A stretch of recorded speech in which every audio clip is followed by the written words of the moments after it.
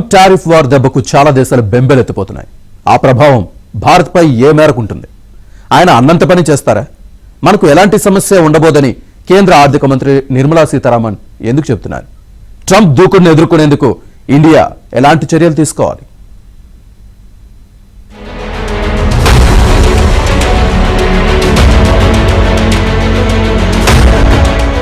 Trump సుంకాల యుద్ధం ప్రకటించారు. అమెరికా వస్తువులపై ఎవరు తన మాట వినకపోయినా పన్నులేస్తా, దెబ్బతీస్తానంటూ హెచ్చరిస్తున్నారాయన. ఇప్పటికే కెనడా, మెక్సికో, చైనాపై అమెరికా సుంకాలు పెంచింది. భారత్ ను టారిఫ్ కింగ్ అంటూ గతంలో చాలా సార్లు విమర్శించారు Trump.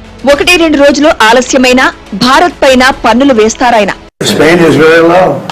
And yet, are they a BRICS nation? They're a BRICS nation, Spain. You know what a BRICS nation is? You'll figure it out. But, and if the BRICS nations want to do that, that's okay, but we're going to put at least a 100% tariff on the business they do with the United States. You know what the BRICS is, right? You guys know. You know what I'm saying, right? You know what I'm saying. Trump చర్యలపై ఇండియాకు ఎలాంటి ఆందోళన లేదని స్పష్టం చేశారు కేంద్ర ఆర్థిక మంత్రి నిర్మలా సీతారామన్. భారత్ తయారీ రంగంలో ముందుందని, సేవల రంగంలోనూ బలంగా ఉందని ఆమె తెలిపారు. సాఫ్ట్వేర్, ఏఐ, స్టెమ్ ఆధారిత పరిశోధనల పరంగా భారత్ ఎదుగుతోందని, సవాళ్లను సమర్థంగా ఎదుర్కోగలమని చెప్పుకొచ్చారామె. భారత్ లో అందుబాటులో లేని కొన్ని ఉత్పత్తులను దిగుమతి చేసుకోవాలని, అలాంటి వాటిపై పన్నులు వేసి ఆపడం వల్ల ఎలాంటి ఉపయోగం లేదని నిర్మలా సీతారామన్ అభిప్రాయపడ్డారు. ట్రంప్ టారిఫ్ల ప్రభావం పరోక్షంగా ఉండొచ్చని, అది ఏ స్థాయిలో ఉంటుందో అంచనా వేయడం కష్టమన్నారు నిర్మలా సీతారామన్.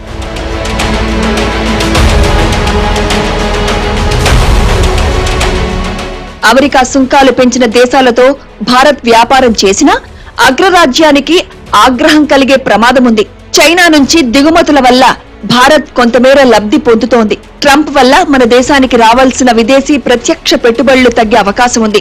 ఇప్పటికే 1,78,000 కోట్ల రూపాయలు మన స్టాక్ మార్కెట్ నుంచి అమెరికా వైపు వెళ్లిపోయాయి. డాలర్ బలపడుతోంది.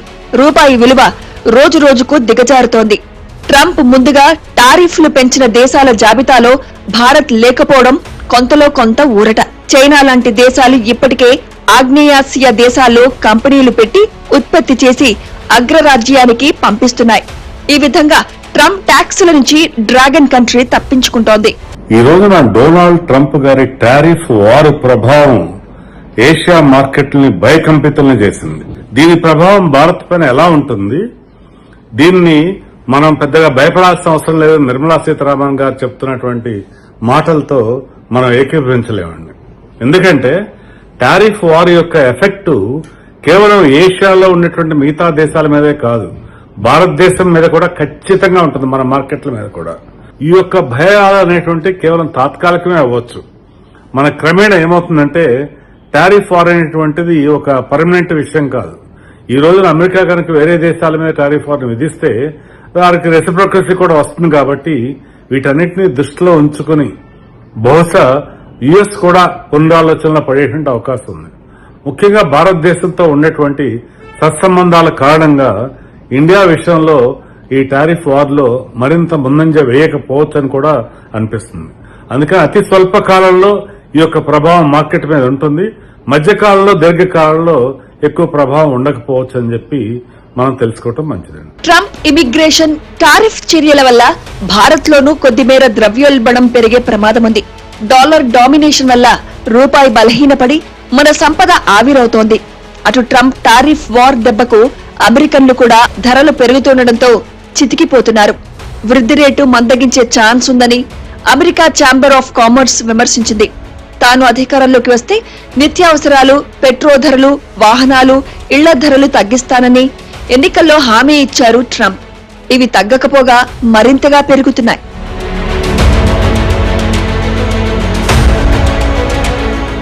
మరోవైపు ట్రంప్ సైతం అమెరికన్లు కొంత ఆర్థిక భారం మోయక తప్పదని ఒప్పుకున్నారు. విదేశీ వస్తువులపై సుంకాలు పెంచిన నేపథ్యంలో అది అనివార్యమన్నారు. కొంత భారం మోస్తే భవిష్యత్తులో తప్పకుండా మంచి ఫలితాలుంటాయని అభిప్రాయపడ్డారు ట్రంప్. అక్రమ వలసలు, మాదక ద్రవ్యాలను తగ్గిస్తానని చెప్పుకొచ్చారు. ఏది ఏమైనా ప్రపంచంలో ఒక విధ్వంసకర వాణిజ్య యుద్ధానికి తెరతీశారు ట్రంప్. ఎవరికి వారు నచ్చని దేశం వస్తువులపై సుంకాలు పెంచుకుంటూ పోతే వరల్డ్ ట్రేడ్ ఆర్గనైజేషన్ లాంటి సంస్థలు ఎందుకన్నది ప్రశ్న.